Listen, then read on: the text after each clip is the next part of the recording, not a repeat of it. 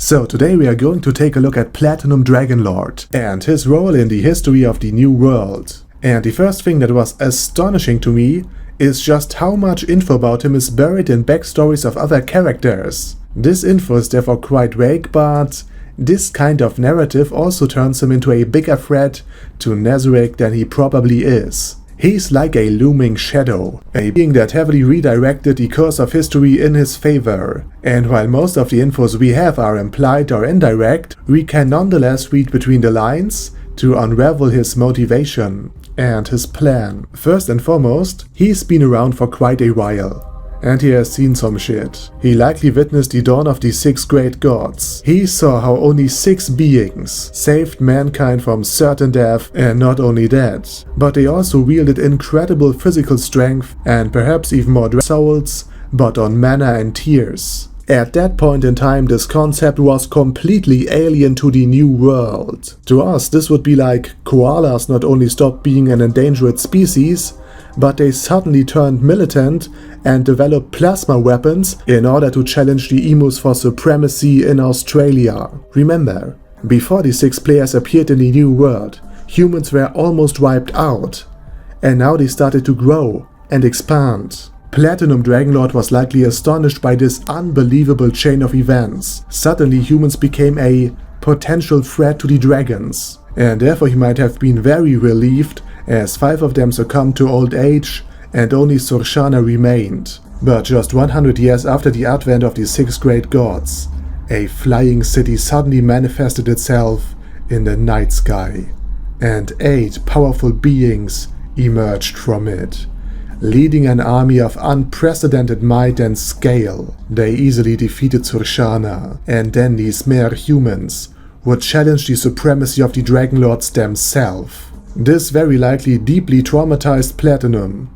I mean, think of it. His parents, his brothers and sisters, his friends and relatives, all perished under the might of a full-blown Yggdrasil invasion, and despite all of their strength and their millennia-old belief in their own invincibility, the Dragonlords would fall, and Platinum Dragonlord would bear witness to these events. Imagine what this did to him.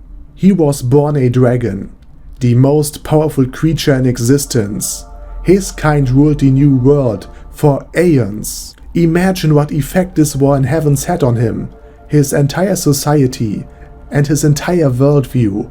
All things he held dear were obliterated by the hand of an enemy previously unknown. An enemy that just suddenly appeared out of nowhere. And during this time of conquest, of defeat, all he could do was to passively observe or die in an open battle.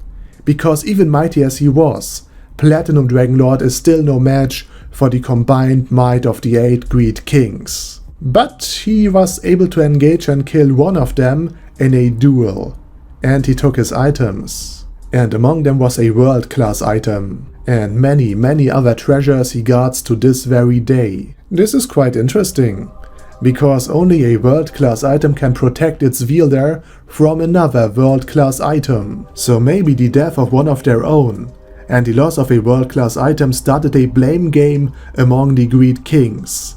And maybe the theocracy played a part in it. It may have lost its last god, but the slain theocracy still had a world-class item of their very own, Downfall of Castle and Country.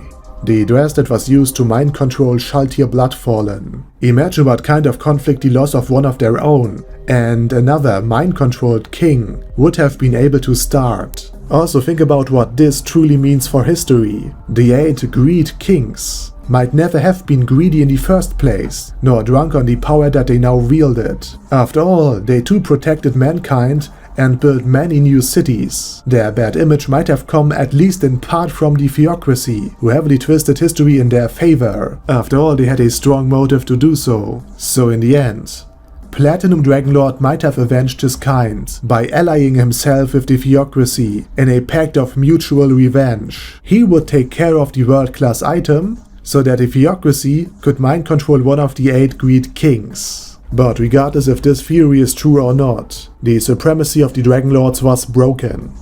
beyond any repair. So centuries later, when the evil deities, a by comparison lesser threat, manifested and brought destruction and despair upon many countries, Platinum Dragonlord used an animated armor to fight against the evil spirits without exposing himself. And I believe this indirect approach was likely learned during the downfall of the 8 Great Kings. So Platinum might have allied himself with the theocracy once more, and he might have even founded the 13 heroes. But how does a dragon ally himself with a humanocentric nation? Well, here's the thing. The subtle hint most of us will miss at first glance. Ainz Ooal Gown was repeatedly mistaken for a countryman of the slain theocracy. This is due to his tree name pattern. It is the theocracy's trademark, so to say. So Rigrid Bears Caru and Kino Fasris Inberun, aka Evil Eye, are from the theocracy, which also would explain why Evil Eye, the vampire princess, viewed the Sunlight scripture in a rather positive light. And Platinum Dragonlord has good connections to Rigrid, and at least knows about Evil Eye, so I'm pretty sure that the stealthy Rigrid serves as a kind of ambassador. I mean, why else would the theocracy have such accurate knowledge about Platinum Dragonlord, to the point that they know that using Zeshi, an offspring of an Yggdrasil player in war, might provoke a retaliatory action from Platinum Dragonlord against the theocracy. And Platinum also might have been the co-founder of the Adventurer system, because he, in the disguise of his animated armor, was one of the 13 heroes himself. Additionally, and this is a truly brilliant point, Platinum directed the might of Yggdrasil players against themselves. While the 13 heroes had many New World denizens among them, 2 of the legendary heroes were players themselves. And not only did they fight the evil spirits, 1 player killed off the other in the end. So it is very likely that Platinum Dragonlord learned his lesson. You don't fight against Yggdrasil players, you make them fight each other. And this is why I'm really concerned about his future action. Let's revisit the things that happens to Shaltir in the 3rd novel. Out of nowhere, a group with a mind-controlling world item shows up. The group is the Black Scripture and therefore obviously from the theocracy, and they are here to mind control another resurrected hostile dragon lord, because their astrologist had a vision, and only after the mind-controlling effect of downfall of castle and country that might have been pretty effective in the past failed partially, Platinum Dragonlord shows up as his animated armor in order to seize the opportunity to crush the still partially mind-controlled Shaltir in what he perceives was a moment of weakness. So he might already have conspired with the theocracy and pretty much everybody else to eradicate Nazarick and anything else of Yggdrasil origin. He did so in the past. He has a strong motive, the connections and the will necessary to do so. Either this or I just went full on Demiurge with my overinterpretation. By the way, speaking of him, while Platinum Dragonlord and the theocracy suspects that Momon of Darkness and Ainz Ooal Gown's kingdom are in cahoots, maybe due to a certain mistranslation, he likely isn't aware that the demon emperor Yaldabaoth is also one of Ainz's minions, so he therefore might have hoped that both forces would simply eradicate each other. And now that Yaldabaoth was seemingly killed by Ainz, he actually might make a serious move. Oh boy, I can't wait for the next light novel. Over and out.